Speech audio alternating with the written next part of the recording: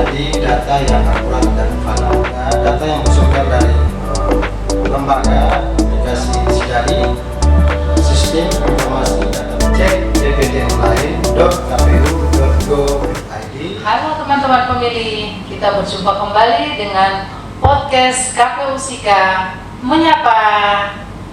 Bersama saya Rini Maran sebagai host podcast kali ini. Senang sekali bisa berjumpa dengan teman pemilih di episode pertama podcast KPU Sika Menyapa tahun 2025 dari Divisi Perencanaan Data dan Informasi KPU Kabupaten Sika dalam tema PDPB.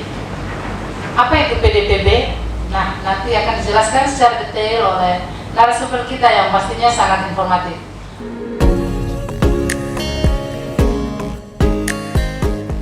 Baik teman-teman pemilih, saat ini kita sudah kedatangan narasumber kita, yaitu Ketua Divisi Perencanaan Data dan Informasi KPU Kabupaten Sika, Bapak Lahajimu, yang akrab disapa Pak Jimmy. Selamat siang Pak Jimmy. Selamat siang Ibu. Apa kabar Pak? Kabar alhamdulillah sehat. Ibu? Kabar baik Pak. Sehat ya Pak ya? Sehat-sehat. Oke, baik Pak Jimmy. Sekarang kita kan sudah selesai nih Pak pemilu dan pilkada serentak nih Pak. Nah, sekarang apa sih rutinitas dari KPU Kabupaten Sika pasca pemilihan serentak tahun 2024 ini ya Pak? Baik Ibu, terima kasih atas kesempatan yang diberikan. Ya, teman pemilih, untuk pasca pemilu dan pemilihan tahun 2024 kemarin, KPU Kabupaten Sika banyak sekali kerja-kerja atau tugas-tugas yang diberikan. Salah satunya adalah pemutahiran data pemilih berkelanjutan atau PDPB. Baik Bapak, kalau boleh tahu tujuan pelaksanaan dari PDPB itu sendiri apa ya Pak ya? Terus sasaran-sasaran yang ingin didekati dalam pelaksanaan PDPB itu sendiri siapa-siapa saja ya Pak?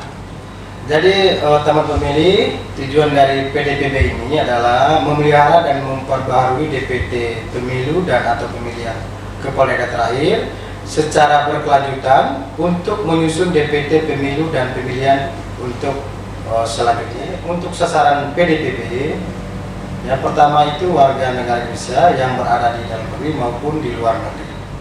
Yang berikut, WNI yang sudah memenuhi persyaratan, sudah berusia 17 tahun, sudah pernah menikah, dan dengan dibuktikan dengan KTP elektronik, KK, biodata kependudukan, dan identitas kependudukan digital atau IKD.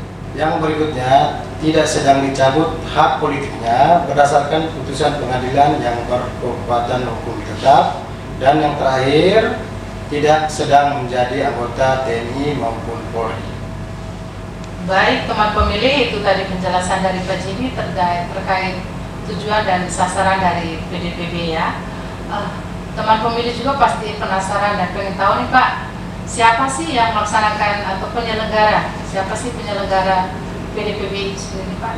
Yang menjadi penyelenggara KPU RI, KPU Provinsi, dan KPU Kabupaten Kota.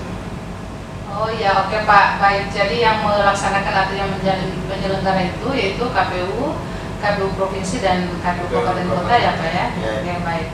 Selanjutnya sumber data bagi KPU Kabupaten Sika itu apa saja sih Pak dalam melaksanakan atau melakukan pemutakhiran data pemilih berkelanjutan? Jadi untuk sumber data untuk menjadi dasar KPU Kabupaten Kota khususnya KPU Sika, yang pertama itu DPT pemilu atau DPT pemilihan terakhir atau DPT pemilihan kepala daerah. Yang selanjutnya data kependudukan yang telah dikonsolidasikan setiap 6 bulan sekali oleh kementerian yang menyelenggarakan urusan di dalam negeri. Selanjutnya data yang bersumber dari lembaga atau instansi terkait, dan yang terakhir laporan dari masyarakat. Baik teman pemilih, itu tadi penjelasan dari Bapak Jimmy terkait sumber data yang digunakan dalam PDPB. Selanjutnya teman pemilih pasti masih penasaran nih Pak tentang alur pemutakhiran data pemilu berkelanjutan. Bisa dijelaskan Pak? Baik, terima kasih teman pemilih. Untuk alur pemutakhiran data pemilih berkelanjutan, pertama-tama KPU khususnya KPU RI menerima agregat data dari Kementerian Dalam Negeri. Dari hasil data yang diperoleh dari Kementerian Dalam Negeri, selanjutnya akan disinkronisasi dengan DPT pemilu atau pemilihan terakhir yang sudah kita laksanakan. Selanjutnya dari hasil sinkronisasi maka akan diturunkan ke KPU Kabupaten Kota melalui KPU Provinsi, dan sedikit informasi teman pemilih bahwa data pemilih yang diturunkan di KPU Kabupaten Kota itu dibantu oleh salah satu aplikasi, namanya aplikasi SIDARI, Sistem Informasi Data Pemilih. Selanjutnya KPU Kabupaten Kota melakukan pencermatan dan mengolah data hasil dari sinkronisasi, kemudian melakukan pemutahiran dengan mengundang pihak terkait di dalam rapat pleno terbuka. Baik Pak, apakah dalam kegiatan PDPP ini, apakah KPU Kabupaten Sika melakukan koordinasi dengan pihak-pihak tertentu lainnya ya Pak? Iya, tentu Ibu. Kita melakukan koordinasi bersama Bawaslu Kabupaten Sika, Dinas Kependudukan dan Catatan Sipil, terus lembaga kemasyarakatan, terus TNI, terus Polri, terus pemerintah kecamatan, dan bisa juga kita ke pemerintahan desa. Jadi kita sudah berkomunikasi dengan tingkat yang paling bawah. Baik teman pemilih, itu tadi penjelasan terkait alur dan mekanisme dalam PDPP dan pihak-pihak yang harus dikoordinasikan terkait PDPP ini ya.